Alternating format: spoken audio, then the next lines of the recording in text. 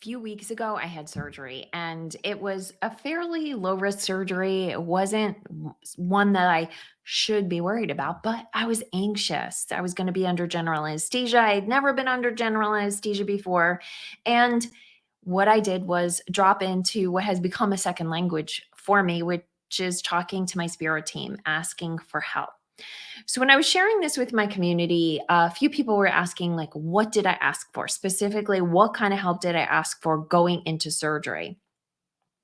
Now, in the past, I have done the same type of prayer, the same type of asking on behalf of many people that I know and love that have gone into surgery. And inevitably, they tell me they could have that they felt the angelic presence, like they felt uh, that there were beings in the room with them that were helping them and that were protecting them. And I know that this is a really powerful method to both help yourself and to help a loved one who may be going through something medical oriented. So, this is for surgery, but it can also just be for a medical procedure that someone doesn't feel great about, or just because, you know, it's always great to have extra protection, right? Extra help from the angel world.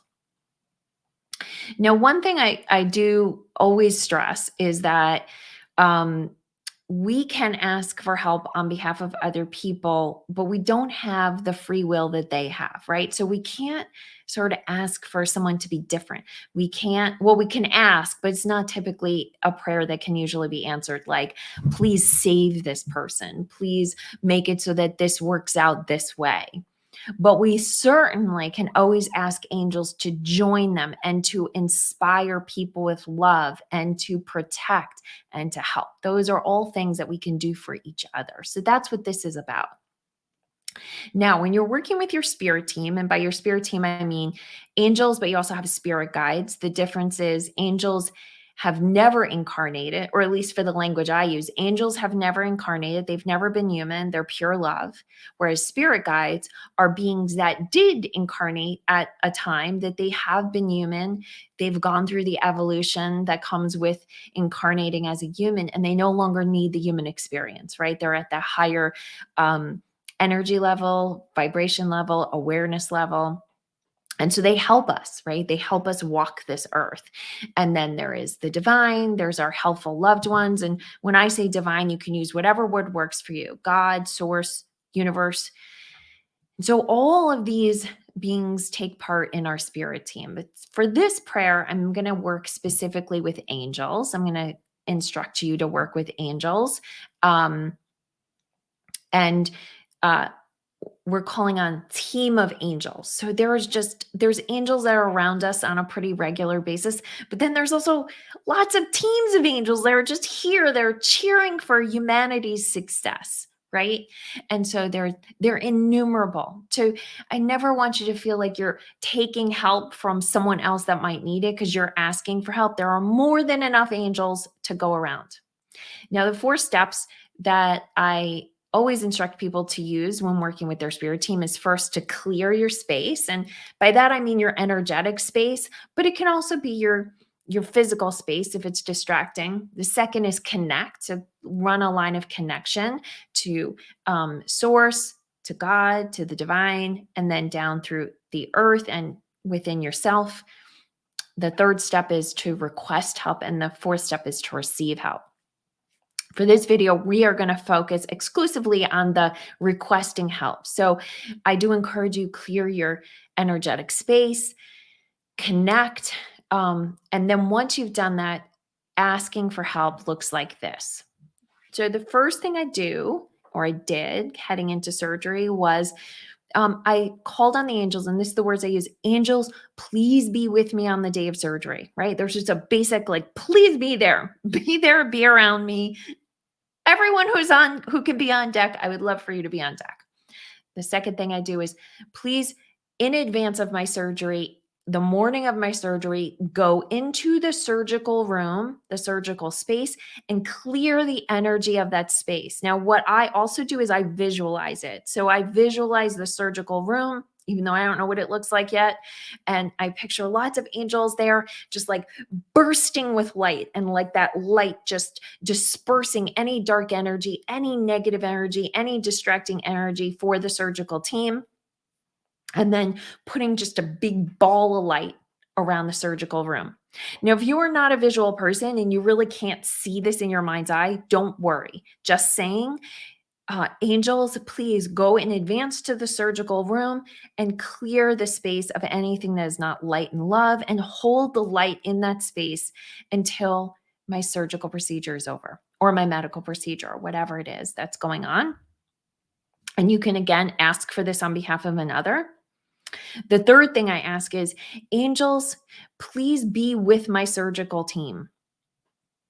Be with the surgeon, be with the anesthesiologist, be with the nurses, be with the administrative team, and be with the anesthesiologist team, and anyone that may have any effect or impact on my surgery.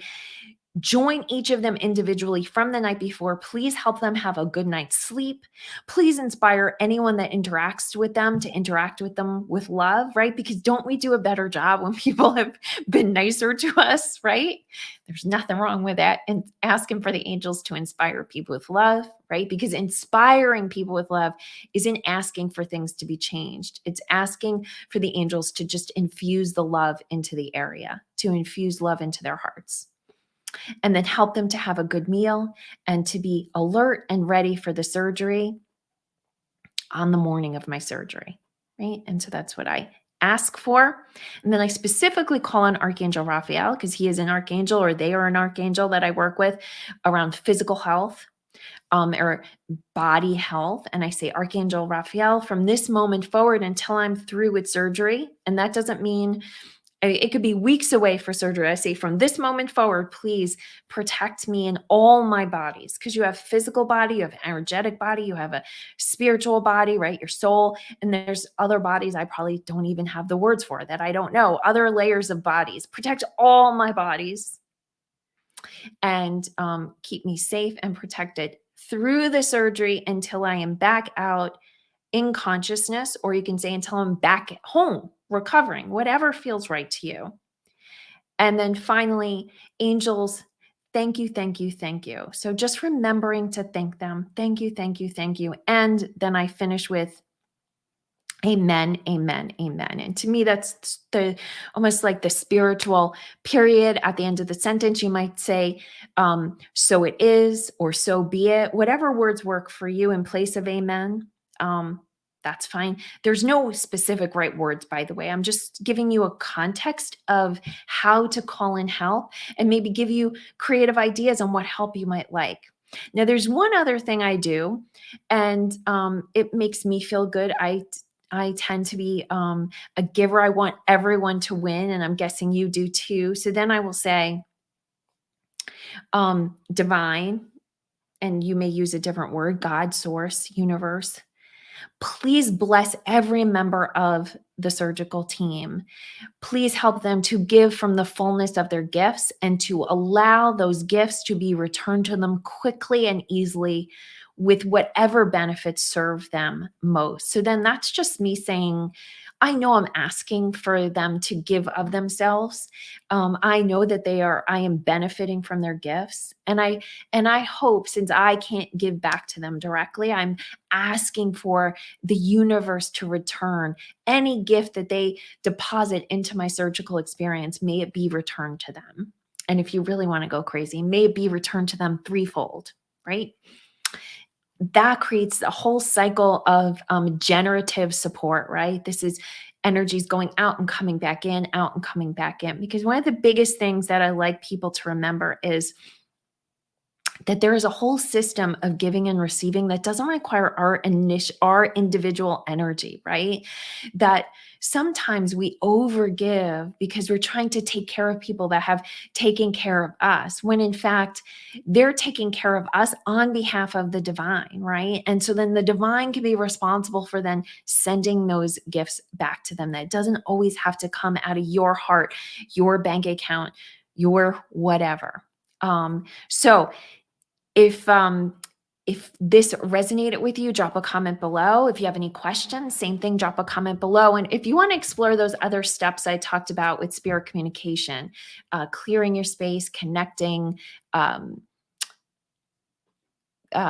requesting and receiving help, then you can go to a little course that I have called the Spirit Connection course right here, pattylennon.com/SCC, and check that out. That is a nice, short, um, bare minimum. I'm just giving to you what you need in the order that you need it, how to set up a direct line of spirit communication with your team and to keep it active, and how to receive those messages that you most want. So, my name is Patty Lennon. I am the host of the Receiving School. I'm also the author of Make Space for Magic. I am so happy to share this with you. And if you are going into surgery or a loved one is going into surgery, I'm just right now connecting to you. I'm sending a prayer right up to the angels, please, to watch over you, protect your loved one, and most importantly, to help you know that you are loved, to send you a very specific sign